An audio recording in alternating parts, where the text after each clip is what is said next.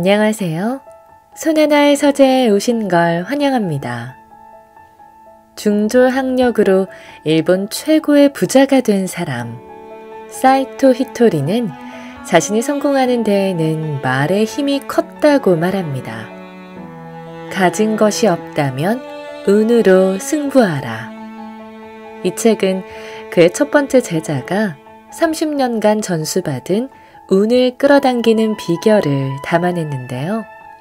과연 그가 말하는 돈과 운을 부르는 비법이 무엇인지 함께 읽어볼까요?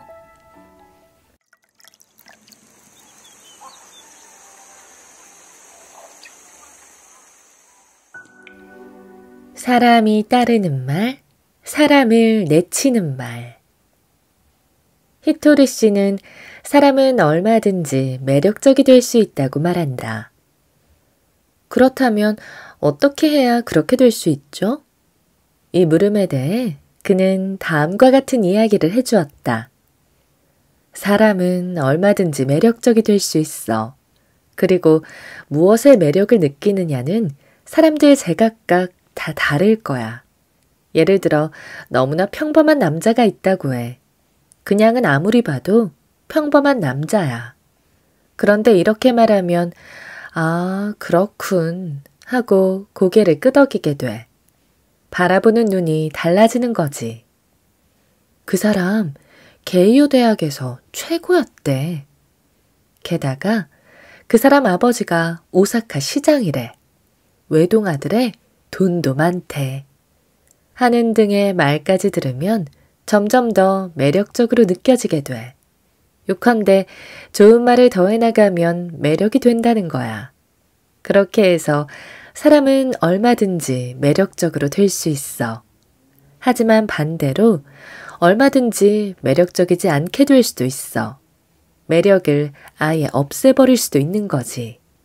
간단히 말하면 지금 자신이 내뱉는 말이 매력적이냐, 매력적이지 않느냐 하는 문제지. 매력이 없는 사람은 말이지, 찬찬히 보면 반드시 매력이 없는 말을 하고 다녀. 불경기네요. 한 번 정도 말했다면 괜찮아. 하지만 불경기라는 말이 입에 붙었거나 정치를 잘못해서, 관료가 부패해서 라는 식의 푸념만 늘어놓는다면 매력이 없어. 아무리 불황이라지만 아무것도 안 살 수는 없을 거야. 확실히 잘 되는 가게도 있는 거 보면 우리도 열심히만 하면 못하리라는 법이 없잖아. 이렇게 말하는 게 훨씬 매력적이야. 이처럼 매력적인 말을 하면 매력을 저금할 수 있어. 이 우주에는 우주 저금이란 것이 있어. 거기에 저금액이 차곡차곡 쌓이는 거지. 예를 들어 좋은 대학을 나왔어. 좋은 대학을 나왔다는 건 매력이 되니까 플러스 100점이야. 하지만 누구도 묻지 않았는데 자신이 이렇고 이런 대학을 나왔다고 말하며 대학 나오지 않은 사람을 무시하거나 하면 마이너스 100만 점이 돼. 그러면 저금은커녕 빚이 되고 말아. 내가 할 수 있는 일이 있다면 뭐든지 할게. 반대로 자기 학력을 과시하거나 우쭐대지 않고 이런 식으로 거리낌 없이 여러 가지 일을 해준다면 플러스 100만 점이야. 당신이라면 어느 쪽을 선택하겠어? 우주 저금이란 건 말이지 엄청난 금리가 쌓이는 거야. 나는 자주 여러 사람으로부터 어떻게 하면 나처럼 성공할 수 있느냐는 질문을 받는데 방법을 얘기하자면 우주 저금을 하고 있기 때문이야. 좋은 일만 일어나는 사람은 매력적인 발언을 하고 우주 저금을 저축해. 나쁜 일만 일어나는 사람은 매력 없는 말만 해서 우주 저금이 마이너스 뿐이야. 우리 가게는 큰 길에서 많이 떨어져 있어서 처음부터 안 되게 돼 있었어. 안 되는 이유를 대며 투덜거리는 사람은 매력이 무엇인지 모르는 사람이지. 골목 안쪽 구석이라도 가게를 낼 수 있어서 다행이다. 이런 곳도 찾아주는 손님이 분명 있겠지. 그럴수록 더 열심히 하지 않으면 안 돼. 지금은 다들 차가 있으니까 우리 가게에 매력만 있으면 어디서든지 손님이 찾아와 줄 거야. 이렇게 말하는 사람이 훨씬 매력적이야. 그런 가운데 우주 적음도 차곡차곡 계속해서 붙어가게 돼. 장소가 나쁘다느니 뭐가 나쁘다느니 해도 깊은 산 중에 피어있는 벚꽃이 매력적이라면 사람들은 산을 찾아오게 돼 있어. 멀리 떨어진 하와이도 비행기 타고들 다 가잖아? 장소 탓만 해서는 안 돼. 자기의 매력이 부족한 것은 아닌지를 먼저 생각해야지. 산중에 핀 벚꽃도 보러 가는데 왜 당신을 찾아오는 사람이 없겠어? 똑같은 물건을 팔고 있어도 아주 잘 되는 가게와 잘 안 되는 가게가 있잖아. 그럴 때 이런 이유다, 저런 이유다 말이 많지만 결국 핵심은 매력이 없다는 게 문제야. 그렇다면 매력이란 뭐냐? 간단해. 매력적인 말을 하고 매력적인 행동을 하는 거야. 단지 그것뿐이야. 지금 자신이 하는 말이 매력적인지를 생각해봐. 지금 한 행동이 매력적인지를 생각해봐. 매력이 없다는 것은 끌어당기는 힘이 없다는 말이지. 끌어당기는 힘이 없는데 고객이 모일 리가 없잖아? 끌어당기는 뭔가가 없다면 방법이 없어. 사람은 상대의 뭔가에 이끌려가게 돼 있거든. 그래서 여러 가지 상황에서 자신이 매력적인지를 생각해 보면서 해나가야 하는 거야. 남이 좋은 것을 가르쳐주고 있는데 실천하지 않는다. 하더라도 불평을 늘어놓으며 하고 있다. 그렇다고 스스로 지혜를 내놓지도 못한다. 그런 사람은 전혀 매력이 없다고 봐. 그걸 자신의 일이라고 생각하지 말고 남의 일이라고 생각해봐. 그런 사람이 매력적인지 어떤지 생각해봐. 이해할 수 있겠지? 매력 없잖아. 학교에서도 그랬을 거야. 후배가 들어왔을 때 선배의 입장에서 잘 이끌어준 사람은 좋은 사람이고 선배라며 거들먹거리기만 하던 사람은 꼴보기 싫은 녀석이었을 거야. 그러니까 항상 매력적인 인간은 매력을 저금할 수 있는 거야.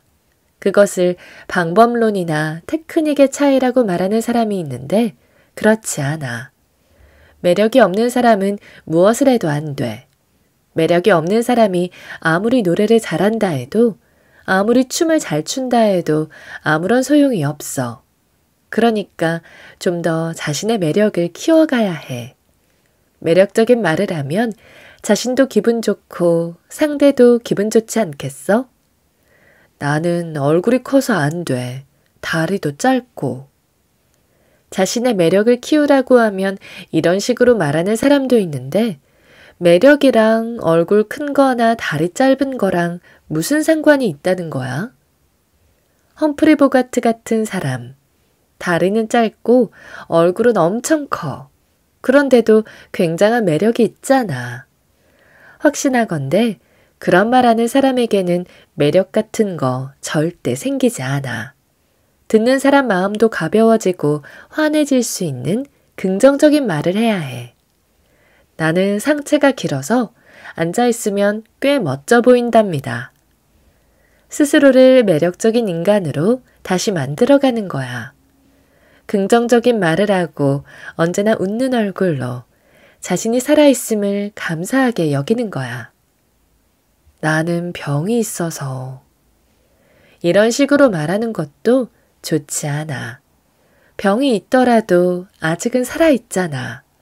병이 아니더라도 죽는 사람은 이 세상에 얼마든지 있어. 그리고 병이 있더라도 살아있는 이상 사람은 여러 가지를 배우게 돼. 그러니까 이렇게 말해봐. 나는 배우고 배운 것을 남에게 다시 가르쳐주면서 웃는 얼굴로 밝게 살아갈 겁니다. 이 말 한마디만으로 듣는 사람은 매력적이라고 느끼게 될 거야. 그리고 누군가로부터 권유를 받을 때가 있을 거야. 이 책 읽어봐. 그때 이렇게 말하는 사람이 있어. 아니, 난 잘 몰라서.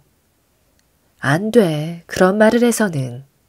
당신이 잘 모르니까 상대가 추천해 주는 거야. 다 잘 아는 사람에게 책을 읽으라는 말은 하지 않지. 그렇게 말하지 말고 이렇게 말해봐. 머리는 좋지 않지만 몇 번이고 반복해서 잘 읽어볼게요. 고맙습니다. 멋지잖아? 사회에 나와 출세하는 사람은 바로 그런 사람이야. 또한 남의 친절을 무시하는 말을 해서도 안 돼. 저 이거 읽어봤는데 재미없던데요? 일단 호의를 받아들이는 게 좋아. 잘난 척해서는 안 돼. 좀 더 매력적인 말을 해야 해. 지나가다가 대충 읽어봤는데 그저 그렇더군요. 가 아니라 그거 읽어보니 굉장히 공부가 되던데요. 몰랐던 것들을 많이 알 수 있었어요. 하는 식으로 말이야. 이것이 진짜 매력인 거야. 즐겨 하는 말이 운명을 좌우한다. 올해 첫날 히토리 씨는 나에게 이렇게 말했다. 올해는 뭔가 좋은 일이 일어날 것 같은 기분이 들어. 우리 상품이 크게 인기를 끌든가. 확실히 어떤 일이 일어날지는 모르겠지만 뭔가 기분 좋은 일이 찾아올 것 같은 예감이 들어. 히토리 씨가 그렇게 말해서인지 나까지 마음이 설레었다. 뭐랄까, 히토리 씨가 그런 말을 할 때는 되게 좋은 일이 일어나기 때문이다. 그래서 새해를 맞아 그런 이야기를 듣고서 뭘까 가슴을 두근거리며 기다렸다. 그랬더니 나에게 좋은 일이 일어났다. 히토리 씨의 성공 비결에 대해서 내가 직접 글을 쓰고 책으로 출판하게 된 것이다. 무슨 말을 하고 싶은 건가 하면 즐겨하는 말에 따라서 눈앞에서 일어나는 일이 전혀 달라진다는 얘기다. 사람의 마음이란 계속해서 바뀌어.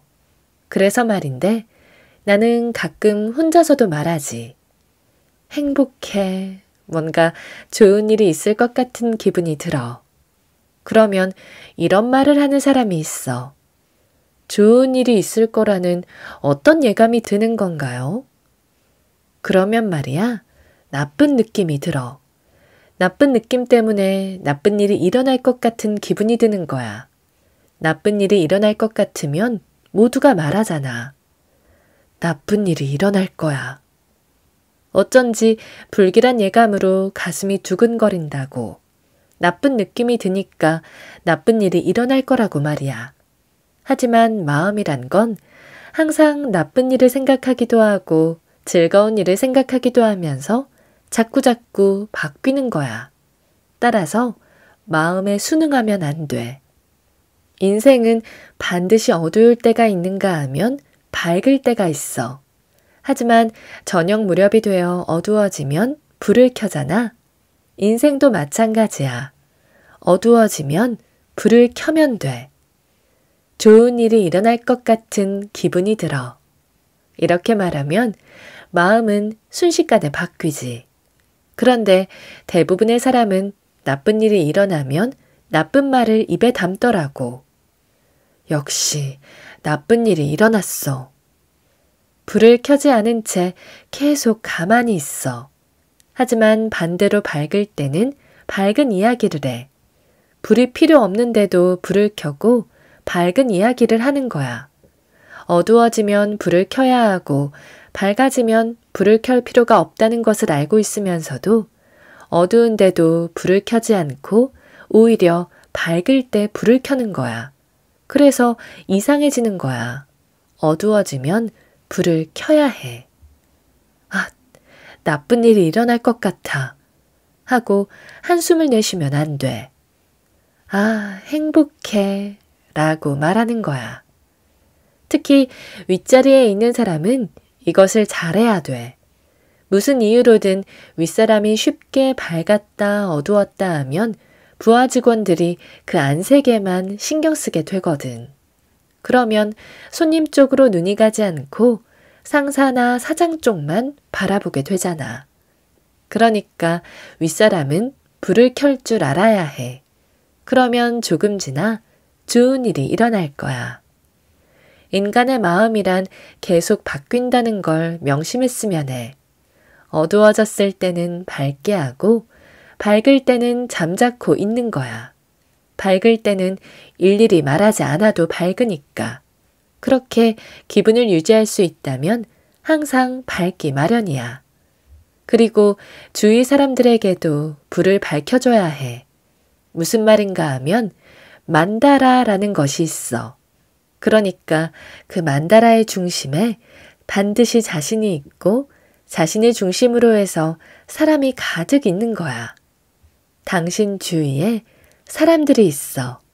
그때 주위 사람들 한 사람 한 사람의 마음에 빛이 밝혀지면 그게 바로 밝은 인생이라는 거야.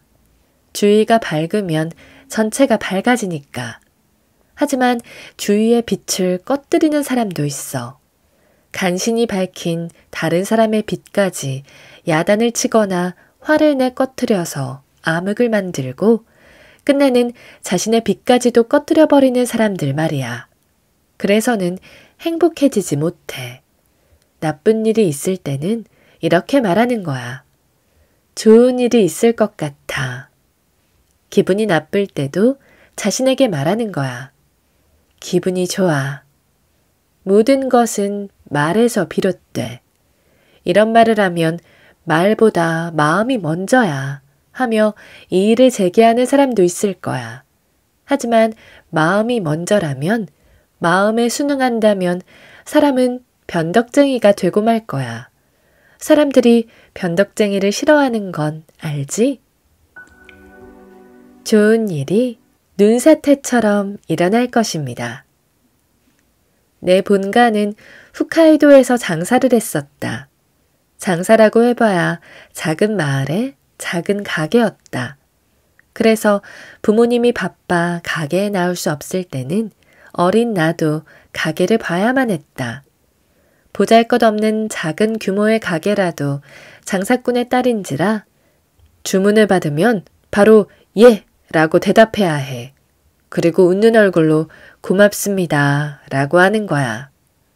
라는 말을 부모님으로부터 귀에 못이 박히도록 들으며 자랐다.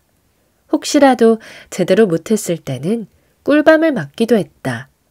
그래서 어느새 그 습관이 뼛속 깊이까지 스며들어 자연스럽게 내 일부가 돼서 손님에게든 누구에게든 네 하고 대답하고 웃는 얼굴로 고맙습니다 라는 말을 하게 되었다. 그랬더니 주위 사람들로부터 애미는 덜렁대며 단순하지만 착한 애구나 하는 말을 듣고 학교에서도 학생회 임원 자리까지 맡게 되었다. 그래서 나름대로 꽤 바쁜 학창 시절을 보냈다. 하지만 왠지 내 마음은 항상 쓸쓸했다. 나는 그 이유를 알 수 없었다.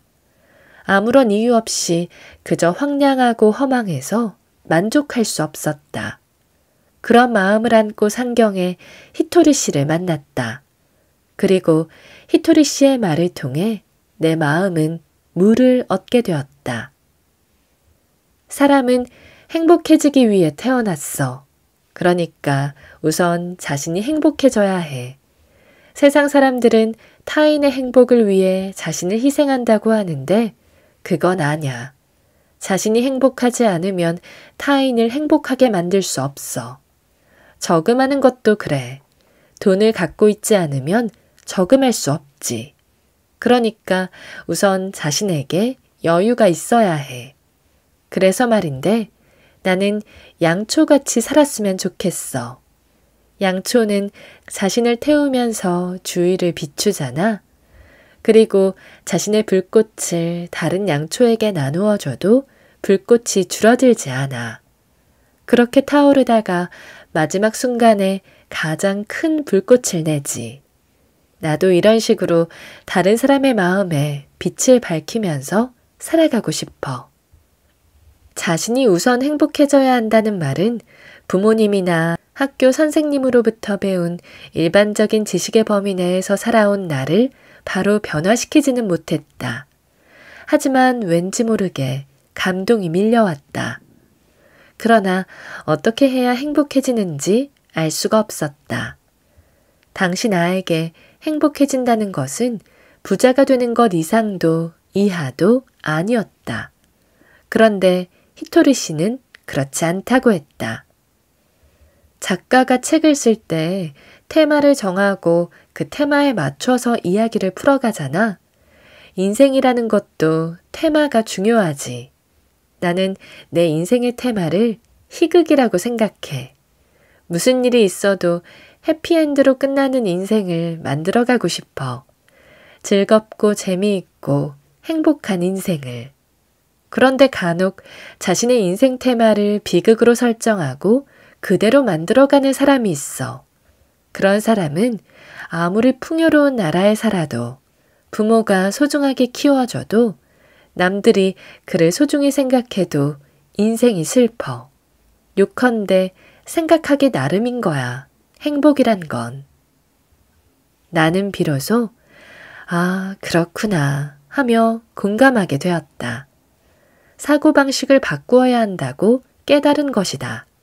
하지만 현실은 호락호락한 것이 아니어서 그리 간단히 사고방식이 바뀌지는 않는다. 에미 씨는 부모님으로부터 생명을 받고 더불어 예 하고 대답하면서 활짝 웃는 얼굴과 고마워라는 말을 쓰라는 가르침을 받아서 행복하지 않아? 히토리 씨는 이렇게 말하지만 실제로는 교실에서 벌어지는 트러블에 휘말리며 살아가는 게 지겹다는 생각을 할 때가 많았다. 학교를 졸업하고서 지합사가 된 후에는 모르는 것이 너무 많아서 부끄럽다는 생각을 한 적도 있었다. 그럴 때마다 나는 히토리 씨에게 물었다. 그래도 행복하다고 생각하지 않으면 안 되나요? 지장보살이란 게 있어. 한문으로 땅의 창고라는 뜻이지. 땅속은 보물 창고야. 금, 은, 석유, 귀중한 것들이 가득 차 있어. 먹는 것 역시 마찬가지야. 쌀도 채소도 땅에서 나오잖아. 그러니까 우리는 보물 창고 위에 살고 있는 거야.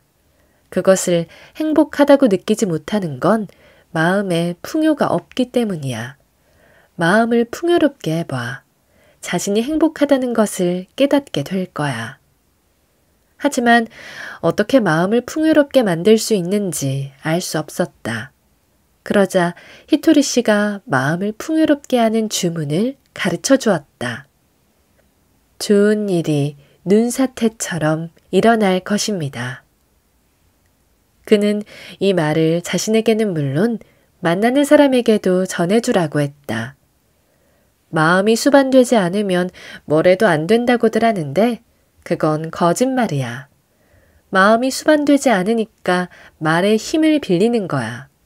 말에는 언령이라는 힘이 있어. 말에도 혼이 있다는 거지. 마음이 풍요로워지는 말을 하면 그렇지 않은 사람도 그 언령의 힘으로 자신의 마음이 풍요로워져. 해보면 알게 돼. 해보면 알게 돼 라는 말은 하지 않으면 언령의 힘을 알 수 없다는 얘기였다. 그래서 나는 해보리라 다짐했다. 그것을 실천하고 있던 히토리 씨가 마음이 풍요로운 사람으로 여겨졌으니까.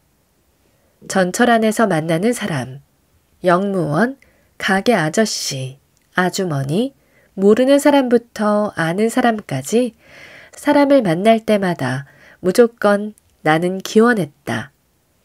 좋은 일이 눈사태처럼 일어날 것입니다. 남의 행복을 빈다는 것은 마음속에 사랑이 없으면 불가능할 거라고 생각했지만 이 말을 하자 마음속에서 사랑이 생겨나고 풍요로운 기분이 들었다. 기쁜 마음에 그것을 히토리 씨에게 말했더니 그는 다시 이런 말을 해주었다. 바라는 것에는 끝이 없어. 그리고 그것은 다른 사람에게 줄 때 비로소 손에 넣을 수 있지. 그 의미를 분명하게 알 수는 없었지만 왠지 기분 좋은 말이었다. 의문에 대한 해답은 다시 다음으로 미뤘다. 어쨌든 뭔가를 이룬 듯한 기쁨을 느낄 수 있었다. 오늘 저와 함께한 시간 어떠셨나요? 편안한 시간이 되었길 바라며 또 들러주시길 기다리겠습니다. 그럼 잘 자요.